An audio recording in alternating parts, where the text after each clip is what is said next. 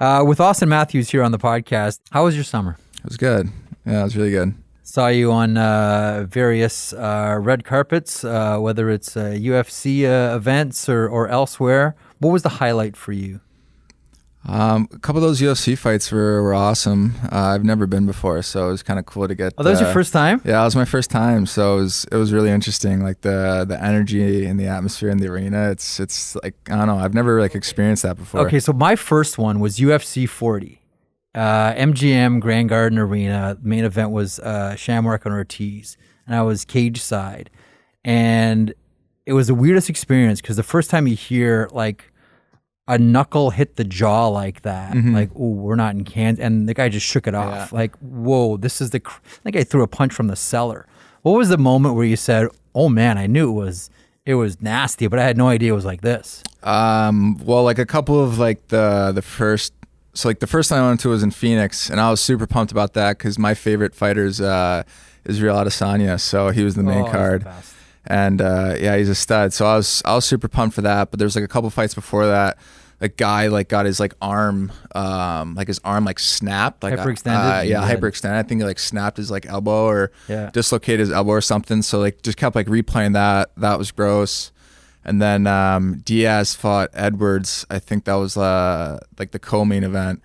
And that was a good fight. Yeah, it was a really good fight, and he was leaking. And I don't know. I just remember I got home and I looked at my shoes, and I had blood on my shoes. No way. Yeah, so I thought it was like the coolest thing, and I was like, it's for sure his blood too, because he was leaking a ton. But should have worn those today. I know. I know. They definitely didn't match with this outfit, but yeah, it was cool. And then I mean, the Vegas one was kind of a completely different experience, just because of like all the hype with all that.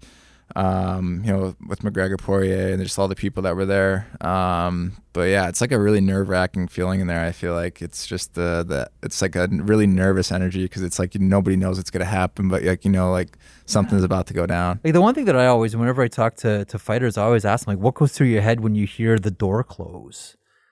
Like, that's an experience that very few of us in this world will have, that experience of there's someone at the other side of this cage. Yeah. There's a referee that might need to save someone's life, and the door just closed. Yeah. Like, you just wonder what goes through someone's mind when that happens. Yeah, I think it takes a special type of person to want to hop in there. But yeah, I really got into it, honestly, when like COVID kind of started, and I think UFC was like one of the first sports that they were kind of started, or maybe even the first sport that kind of started back. So I started watching it. I just really got into it a lot more, and yeah.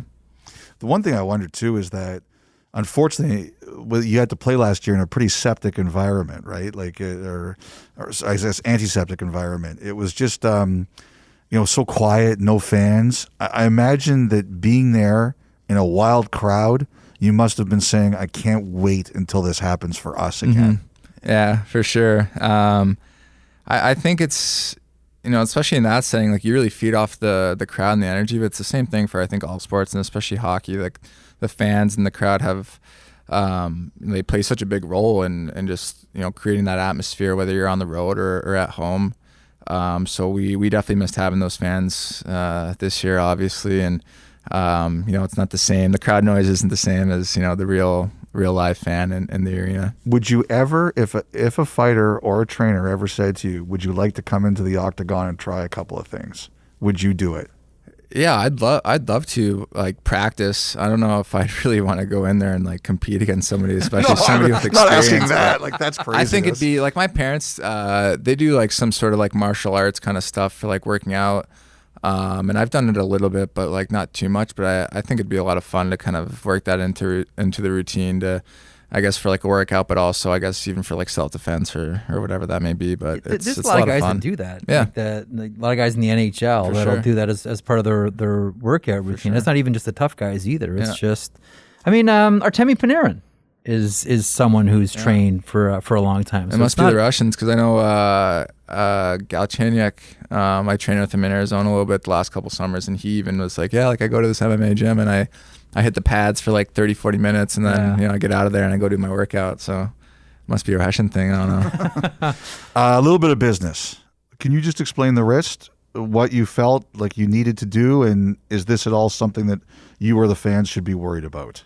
No, I'm definitely not worried about it. I think, you know, I was kind of nagging me all year, and was able to, kind of get it to calm down a little bit. And so after the season, we just kind of, went through that whole process, and as a team, and I made the decision just kind of see how it goes, let it heal, and see if it, feels any better. And then started skating again, ramping up the skating part of the summer, and it just didn't really feel right. So decided to get another opinion and, re-image it and stuff like that. And, just cleaned it up a little bit. It's nothing serious. So I'm happy we got it done. And, my plan is to be ready by the time the first game's here.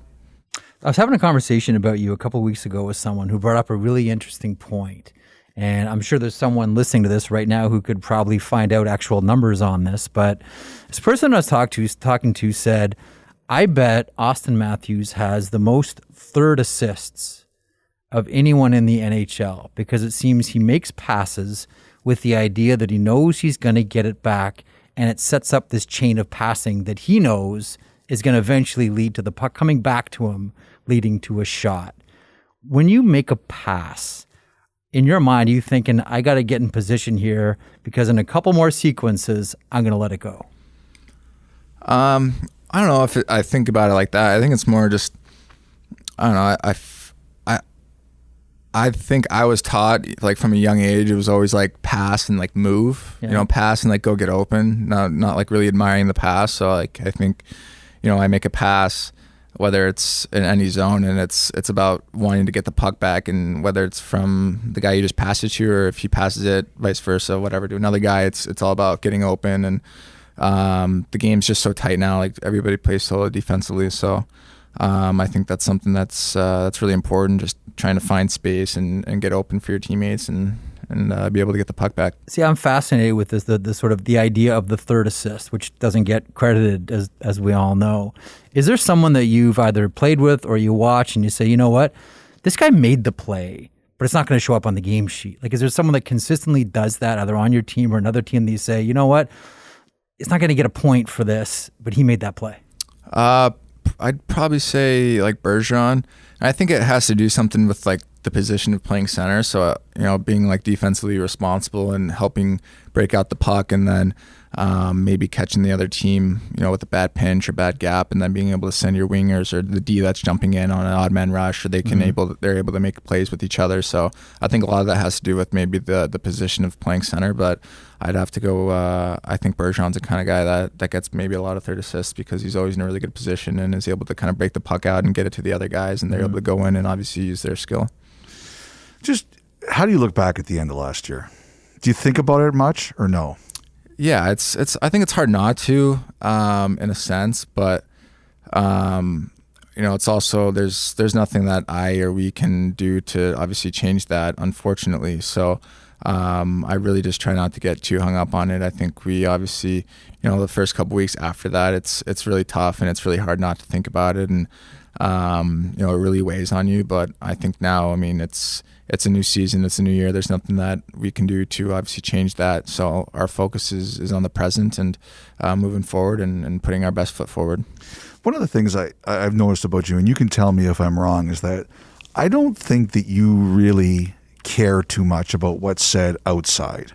You care a lot about what you think about yourself, and I think you have very high standards for your game, but you don't care a lot about what's said outside. Your line mate, Mitch Marner, he's had a lot of trouble with that. Do you help him in that way? Like, say, Mitch, you have to stop caring about what's said outside of here. Yeah, we've had conversations, and I think it's tough. Like, everybody's obviously different, and everybody kind of approaches it differently, and it's tough. We play in a really big hockey market, right? And people really care, and that comes with a lot of pros and cons. So, there's obviously a lot of like not very nice things that are going to be said to you on a daily basis, and then obviously with how things transpired last year, you just kind of add fuel to the fire. But we've had conversations and stuff like that, and I know that he's evolving as well and progressing, and I think it's just all about learning from the past and putting your best foot forward. What was the best and worst thing about playing in the North Division or Canadian Division? last season? The worst thing was just having no fans all year. The best thing was just being able to play hockey, honestly. I can't really pinpoint anything else, but it was just nice to play hockey, even though you're playing the same 6 teams over and over again. But, I think it was a lot of fun. We made the most of it with what we could do with, the guys and the restrictions that we had. But, it was just nice to play hockey. Is there one American team you're really looking forward to playing? Yeah, it'll be fun to go play in like a building like New York or Chicago or Vegas, where the fans and the atmosphere is just a blast. So I think we really miss that as players, having that excitement and that energy in the arena. So I'm really looking forward to that. I was talking to one of your teammates, and he was saying there's no question that the organization's trying to create a feeling that this is an urgent year, that if things don't happen positively this year, who knows what's going to be a year from now. Do you guys feel that? Have you guys been told that?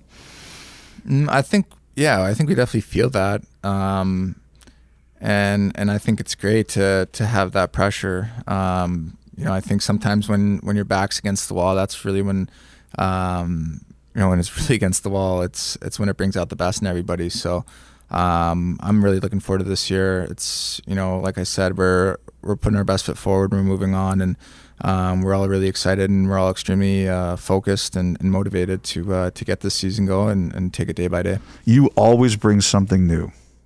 What's going to be new from you this year? Fighting.